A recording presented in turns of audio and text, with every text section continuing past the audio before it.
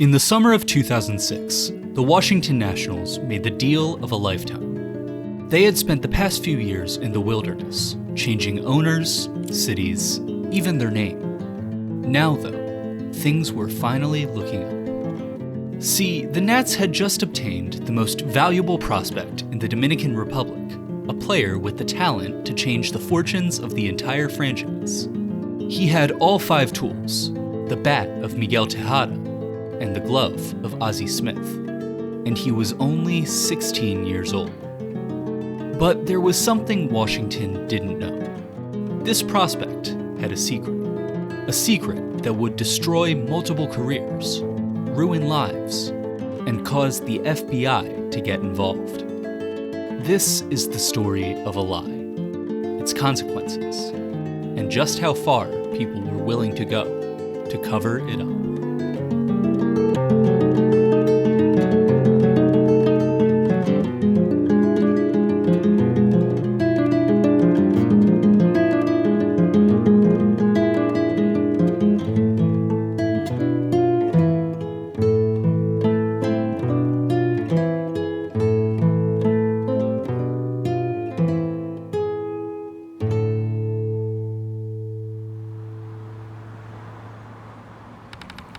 July 2nd, 2006. The Washington Nationals, fresh off their first season in DC, had an announcement to make. As of that morning, they had officially agreed to a record-breaking $1.4 million contract with a 16-year-old named Esmaelin Gonzalez. Gonzalez, nicknamed Smiley, was a high-level infield prospect. He could hit, he could run, and he could field. Equally as important to the Nats, though, was where he was from. Born and raised in the Dominican Republic, Smiley Gonzalez was the team's first major signing out of the Caribbean nation since the 90s, back when they were the Montreal Expos. During that time, they had fostered superstars like Vladimir Guerrero and Pedro Martinez, 2 of the greatest Dominican players in history. As of late, however, their presence in the country had waned. In 2002, financial troubles led MLB to threaten the franchise with elimination, causing owner Jeffrey Loria to hand the reins over to the league. In the years since, player development in places like the DR had been virtually non-existent. With Washington's recent sale, though, came a sense of optimism. The new ownership, led by real estate mogul Ted Lerner and former Braves executive Stan Kasten, made it clear that they intended to compete for coveted international talent. But it hadn't been easy, or cheap. When Kasten came aboard, he asked general manager Jim Bowden how many serious Dominican prospects the Nationals had. Bowden answered with a resounding 0. See, a major obstacle for Washington was the way the international signing system operated. Unlike in the US, players from Latin America are not subject to the annual draft. Instead, Dominican players, some as young as 16, can sign with teams directly. In order to get to the prospects, MLB clubs have to go through their buscones. Buscones are agents in the Dominican Republic, men who train young players and showcase them to scouts. In exchange, they take a cut of the prospect signing bonuses, often up to 20 or 30%. For a major league team, attracting top talent takes more than just money.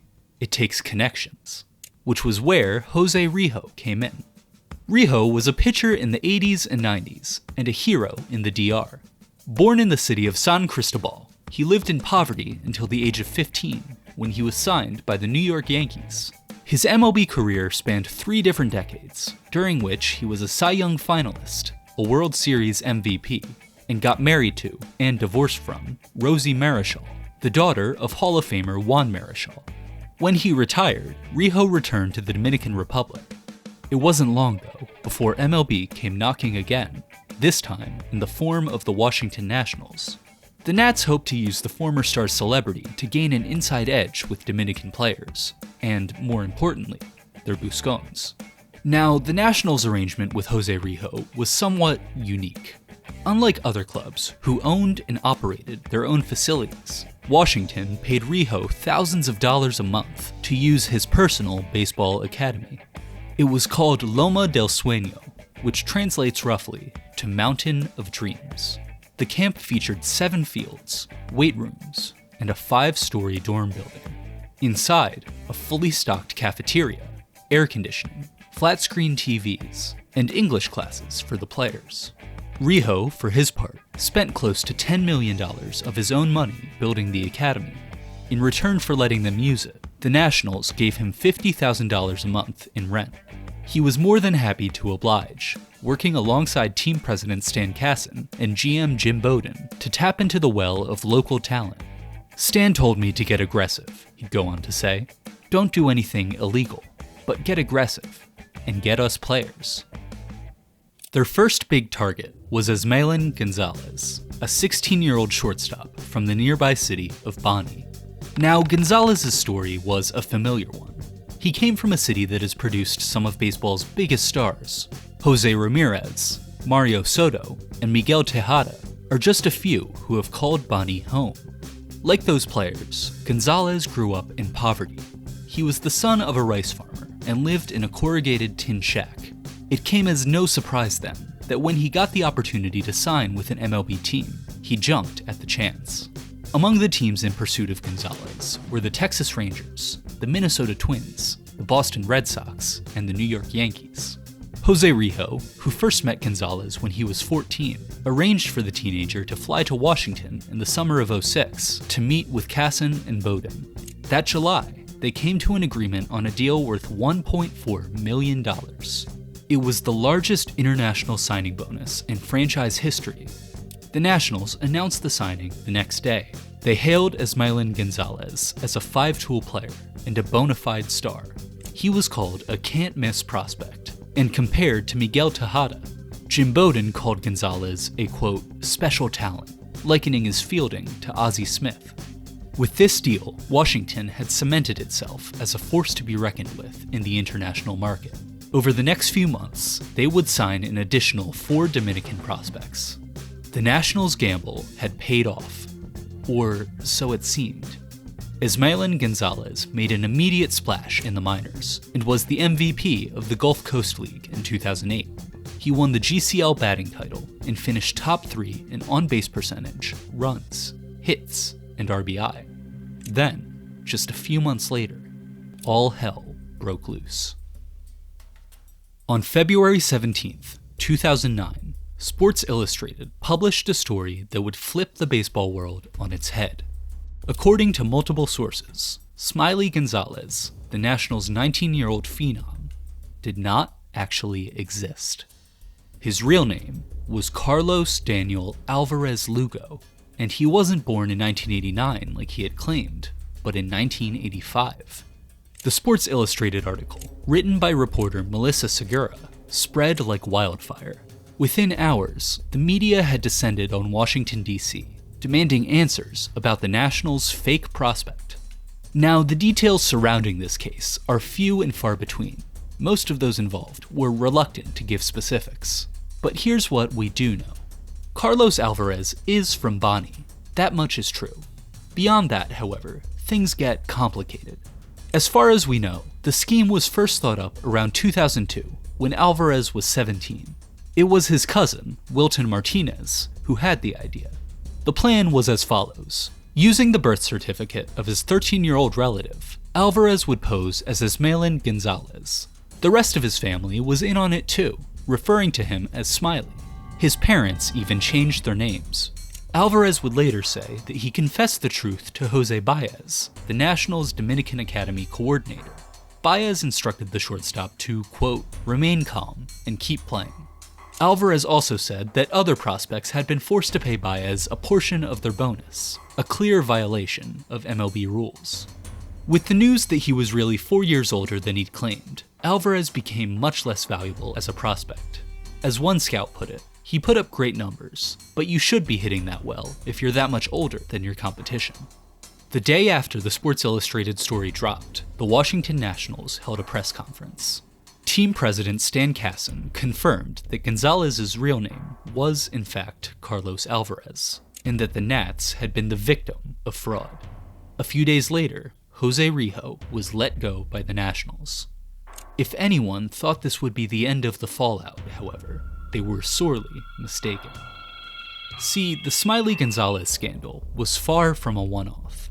There have been multiple instances of international players lying about their age, including some very high-profile names. In 2002, Braves infielder Rafael Furcal was found to be 2 years older than he said he was. In 2008, it was reported that former MVP Miguel Tejada was born in 1974 rather than 1976. How old are you? Me? Yes. 32. Born in In the Dominican Republic. Bani. in which year? 76. 1976. Yeah. You sure?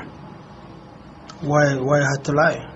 We acquired the document, the birth certificate that your father filed when you were a boy, and let me show it to you because I want you to explain this to me. Okay?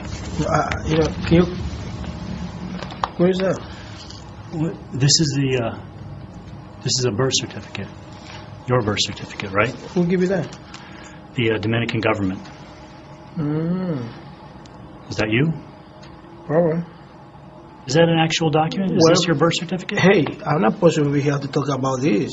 I'm sorry for you. You don't gotta bring me over here to talk me about my personal stuff. Well, this is kind of important, actually. Well, I don't know if it is important for right now. I just play baseball, bro. I just play baseball. I don't have to be here to talk about this. I don't need nobody messing up to my head right now. Does the federal government know? I don't know, man. Know your real name and birthday? In early 2024, The Athletic reported that age and identity fraud in the Dominican Republic was on the rise once again. One reason for this is that MLB teams have been making handshake deals with younger and younger players, sometimes as young as 12 years old. Now, this is illegal under league rules, but that hadn't stopped clubs from committing multi-million-dollar bonuses to literal middle schoolers. Now, it's obvious why a young player might want to lie about his age. In a country where the median worker makes just $11 a day, a major league signing bonus is a life-changing amount of money. Although, with the revelations of fraud, it's not known how much of that money he actually received. Alvarez testified in court that Jose Rijo knew about the scheme, saying that he gave Rijo $300,000 of his bonus. Rijo vigorously denied this claim. Nobody ever said that I took money from him, or that I changed his f***ing age. It never happened. I don't even know that kid. GM Jim Bowden was also in the hot seat, suspected of skimming bonus money from international signees as far back as 1994. The investigation into Bowden was part of a larger operation by the FBI, who had been looking into similar allegations across Major League Baseball. Just 3 days after Jose Rijo's firing, Bowden was forced to resign. As for Carlos Alvarez, he remained in the Nationals farm system for 5 more years. By his final season in 2013, he was 27, 7 years older than his average teammate. It would be years before the Nationals' operations in the Dominican Republic recovered. Following Bowden's resignation, his assistant, Mike Rizzo, took over as GM. Under Rizzo's management, the Nats moved out of Loma del Sueño, hired entirely new staff, and relocated to a brand new academy. It would take until 2015 for Washington to surpass the amount spent on the player formerly known as Smiley Gonzalez. This time around, things worked out a little better.